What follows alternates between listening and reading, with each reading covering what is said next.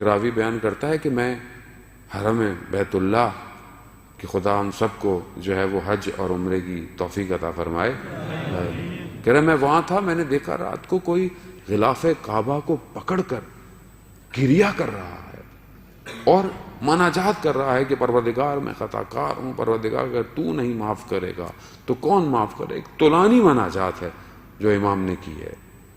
کہتا ہے اور وہ شخص بے ہوش ہو گیا، کہتا ہے میں پھر دیکھا، پھر کھڑا ہوا، پھر اس نے یہ کیا۔ جب میں پہنچا تو میں نے جا کر دیکھا کہ وہ کچھ اور نہیں، کوئی اور نہیں، چوتھا امام ہے۔ میں نے ان کو اٹھایا اپنے زانوں پر تو میرے آنسوؤں سے امام کے رخسار کر امام کی آنکھ کھلی۔ تو میں نے کہا مولا آپ کیوں ایسا کر رہے ہیں؟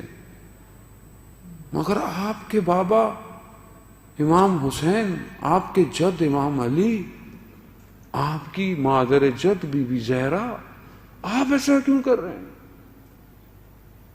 تو مولا کیا فرماتے ہیں کہ روز قیامت نہ کوئی باپ کام آئے گا نہ ماں کام آئے گی۔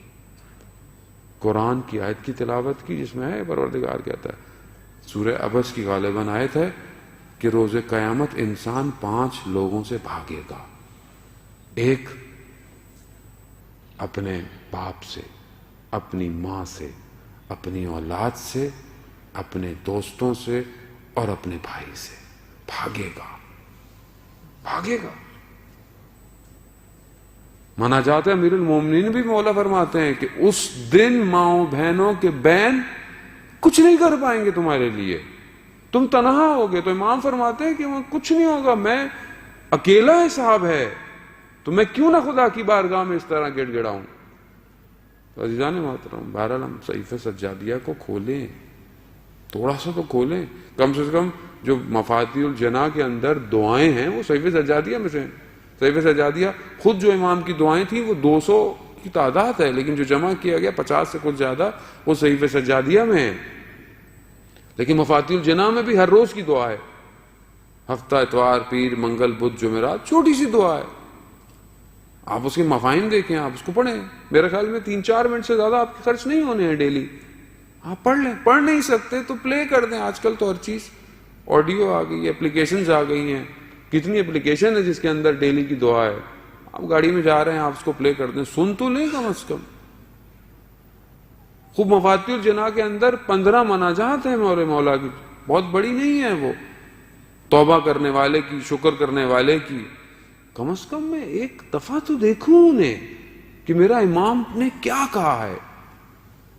آیت اللہ مراشی نجوی کہ آپ کی صلوات ان کے درجات میں اضافہ فرمائے۔ اللہم صلی علی محمد وآل محمد۔ کہتے ہیں میں نے صحیفہ سجادیہ تحفتاً بھجوائی جامعۃ الازہر مصر میں جو ہے حوزہ علمیہ، وہاں کے جو بہت بڑے مفتی تھے، غالباً تنتھاوی تھے اس زمانے میں، وہ کہتے ہیں جب ان کے پاس یہ کتاب پہنچی تو انہوں نے مجھے کہا کہ کاش یہ کتاب جوانی میں مجھے ملی ہوتی تو میں اس پر شرح لکھتا کہ کیا منابع ہیں، کیا سورس ہیں آپ کے پاس۔ ایک اور فرانس کا ہے، اس کا نام میرے ذہن میں نہیں ہے، ہابن کینری یہ کیا ہے کہ جب وہ کرسچن مسیح تھا، جب وہ آیا حوض علمیہ کی طرف تو اس سے پوچھا گیا کہ تم جب اس وقت مسیح تھے تو کیا تھا، تو تم جو عرفان مسیح کا ہے اس میں کس طرح خدا سے مخاطب ہوتے تھے؟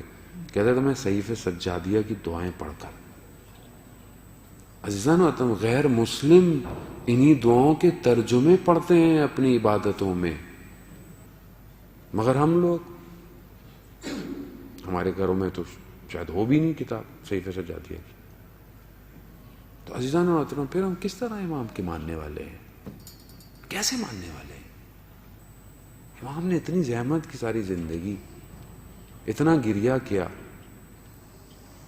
لیکن ہم ذرا سی بھی زحمت نہیں کر سکتے اپنی زندگی کے اندر۔ پھر ہم کہتے ہیں کہ روز قیامت میں ہماری شفاعت کریں، کیسے کریں؟ کچھ تو وہ خصوصیتیں میں بتاؤں گا جو امام نے بتائی ہیں مومن کی، لیکن کم از کم ہم چیزوں کو تو اپنی زندگی میں تھوڑا سا تو انجام دیں۔ عزیزان محترم، ہم لوگوں کو ریلیکس موڈ چاہیے، مولانا آئے کوئی ٹینشن نہ دے، مولانا آئے کوئی نصیحت نہ کرے، بس ایسی بات کرے کہ بس ہم بھی واہ واہ کریں، بس ہم بھی چلے جائیں، وہ اپنے گھر چلا جائے۔ عزیزان محترم، جو بھی مولانا آتا ہے وہ کم سے کم کچھ نہیں تو لفافہ لے کے جاتا ہے۔ آپ کیا لے کے جا رہے ہیں؟ وہ تو لے کے جا رہا ہے، کچھ پڑھے کہ نہ پڑھے، آپ کیا لے کے جا رہے ہیں؟ وہ الگ بات ہے کہ عالم دین سے بھی روز قیامت سوال کیا جائے گا کہ تمہیں 1 گھنٹہ دیا، 1 گھنٹہ ملٹی پلائی بائی 1000 500 10,000 جتنے بھی لوگ تھے، اتنے گھنٹے تم نے کیا کیا لوگوں کے ساتھ؟ اس کا حساب اپنی جگہ پر ہے، لیکن میرا بھی تو حساب ہوگا، میں بھی تو سننے جا رہا ہوں، میرا بھی تو کوئی حق ہے۔ بہرحال اس سے پہلے کہ دیر ہو جائے، ہمیں اپنی زندگی میں تھوڑی سی حرکت کرنی چاہیے۔ صلوات بھیجے محمد والے